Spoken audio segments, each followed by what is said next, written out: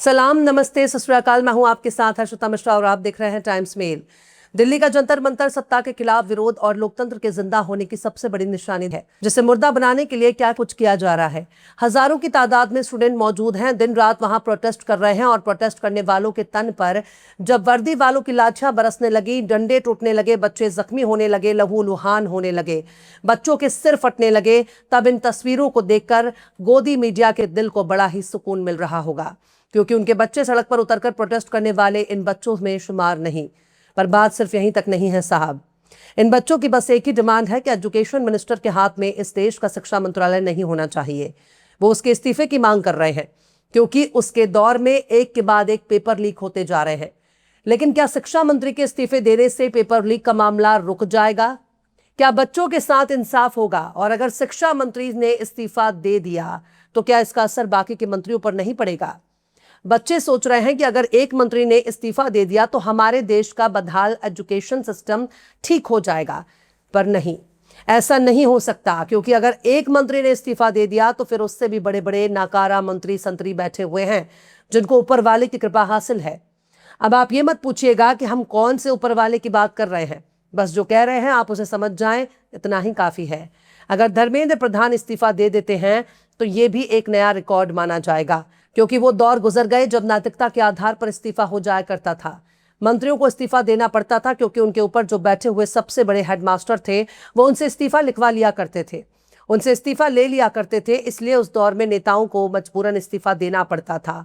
आज वाले जो मास्टर साहब सबसे ऊपर बैठे हुए हैं वो बिल्कुल भी नहीं चाहते कि उनका कोई भी स्टाफ इस्तीफा दे, बल्कि यूं कहा जाए कि राष्ट्रवाद की डिक्शनरी में ही इस्तीफा शब्द हटा दिया गया है। वहां तो बस इंडिया, पाकिस्तान, हिंदू, मुस्लिम, शमशान, कब्रिस्तान जैसे शब्द ही देखने को मिलेंगे। और अगर इन शब्दों को हटा लिया जाए तो मास्टर साहब का एक भी स्टाफ ना कहीं भाषण दे सकता है, ना कोई बयान दे सकता है और ना कोई विरोध कर सकता है, ना अपने लोगों के बीच में जाकर दो शब्द बोल सकता है। पर जंतर मंतर पर जिन बच्चों ने लाठियां खाई हैं उनको तो खुद ही इस बात की जानकारी नहीं है कि आखिर उन्हें किस लिए पीटा गया। क्या धरना देना गुनाह है? क्या प्रोटेस्ट गुनाह है? आखिर कौन सा इल्जाम है जिसके लिए उनको पीटा गया? क्या ये पहली बार ऐसा इल्जाम देखने को मिला है? खासकर सादे कपड़ों में नजर आने वाले लठबाज कौन है? उनकी पहचान क्या है? दिल्ली पुलिस उनके बारे में क्यों नहीं बता रही है? क्या पहली बार दिल्ली में किसी बच्चे की पिटाई हुई है? नहीं। जिन बच्चों की पिटाई को देखकर कलेजा मुंह को आ गया है, जो लोग बच्चों की पिटाई को देखकर डरे हुए हैं, सहमे हुए हैं, उनको शायद इस बात का अंदाजा नहीं है कि 2019-20 के दौर में जितने बुरी तरीके से सीए के खिलाफ प्रोटेस्ट करने वाले बच्चों को पीटा गया था, उसका 2% भी जंतर मंतर पर धरना देने वाले बच्चों को नहीं पीटा। क्योंकि जो लोग उस दौर में प्रोटेस्ट कर रहे थे उनकी पहचान एक खास यूनिवर्सिटी से थी। जो लोग उस वक्त डंडे खा रहे थे, हाथ पैर तोड़वा रहे थे, वो उस एक खास नस्ल, एक खास कौम, एक खास मजहब से ताल्लुक रखते थे। इसलिए उनको पीटते वक्त वर्दी वाले अपने आप को वीर योद्धा साबित करने पर तुले थे। उस वक्त भी बिना वर्दी वाले गुंडे देखे गए, आज भी बिना वर्दी वाले गुंडे देखे जा रहे हैं, जिनको प्रदर्शन करने वाले छात्रों ने दिल्ली पुलिस का गुंडा करार दिया है। पर दिल्ली पुलिस इनके बारे में शायद कुछ भी बताने की हालत में नहीं है। नागरिकता संशोधन कानून के खिलाफ जब 2019 में विरोध प्रदर्शन का दौर चल रहा था, तो उस वक्त भी हम लोग हाथ में कैमरा लेकर, माइक लेकर जब जंतर मंतर पर पहुंचते थे तो पता चलता था कि मेट्रो स्टेशन बंद है। अगले स्टेशन पर जाते थे, अगर उतर भी जाते थे तो वहां भी बाहर निकलने के लिए गेट बंद होता था। कई स्टेशनों को पार करने के बाद अगर किसी मेट्रो स्टेशन पर उतरने का मौका मिलता भी था तो वहां से जंतर मंतर पहुंचते पहुंचते काफी वक्त गुजर जाता था। आज फिर वही दौर देखने को मिल रहा है। दिल्ली मेट्रो ने 16 मेट्रो स्टेशनों को बंद कर देती है। अब समझ में नहीं आ रहा कि हमारे 56 इंची विश्वगुरु से जब पूरी दुनिया कांप रही है तो आखिर उनको प्रोटेस्ट करने वाले बच्चों से इतना डरने की जरूरत क्या है? क्या ये बच्चे खा जाएंगे, चबा जाएंगे, या इनके मांग नाजायज है? याद रखिए, बात अब कॉकरोच जनता पार्टी तक सीमित नहीं है। सियासी हलकों में यहां तक चर्चा हो रही है कि ये कॉकरोच जनता पार्टी कहीं भाजपा की कोई बी टीम तो नहीं है, क्योंकि जिस वक्त बच्चों के ऊपर लाठियां पड़ रही थी, जिस वक्त बच्चे अपने बहते लहू को रोकने की कोशिश कर रहे थे, जिस वक्त उनके तन बदन पर लाठियां पड़ रही थी, उस वक्त कॉकरोच जनता पार्टी के जो जिम्मेदारान थे वो जेपी नड्डा के यहाँ बैठकर एसी में हवा खा रहे थे। इसलिए कॉकरोच जनता पार्टी के बारे में चाहे आप जैसे भी ख्यालात रखते हो, चाहे जो भी विचार रखते हो, जो भी सोच रहे हो, पर यह जरूरी नहीं कि कॉकरोच जनता पार्टी ने जो मुद्दा उठाया है वो गलत है। कॉकरोच जनता पार्टी के उठाए गए मुद्दे इस देश के बच्चों का वो दर्द है जिसे वो चाहकर भी बयान नहीं कर पाते। बच्चों को घेरकर जिस तरह से पीटा गया है, उसका शोर पूरी दुनिया में सुनाई दे रहा है। कैसे पूरी दुनिया को अपने कदमों में झुकाने वाले मोदी अब नहीं देश के बच्चों से खौफजदा है। आखिर ये खौफ किस काम का? क्या ये लाठी सिर्फ एक नाकारा मंत्री को बचाने के लिए चलाया जा रहा है? आखिर इस खौफ की कोई तो वजह होनी चाहिए। हमारे मोदी जी क्यों खामोश हैं? बच्चे अस्पताल में भर्ती हैं, यहां तक कि इल्जाम लगाए जा रहे हैं कि बड़ी बड़ी गाड़ियों में भरकर जंतर मंतर पर पत्थर पहुंचा दिए गए ताकि बच्चों को पत्थरबाज साबित किया जा सके। यहां तक कि इल्जाम लग रहा है कि पुलिस वाले अपनी गाड़ियां खुद ही तोड़ रहे हैं, खुद ही जंतर मंतर के आसपास खड़ी दूसरी गाड़ियों में तोड़फोड़ कर रहे हैं ताकि इसका सारा ठीकरा बच्चों पर फोड़ा जा सके, ताकि बच्चों को पत्थरबाज साबित करने में आसानी हो।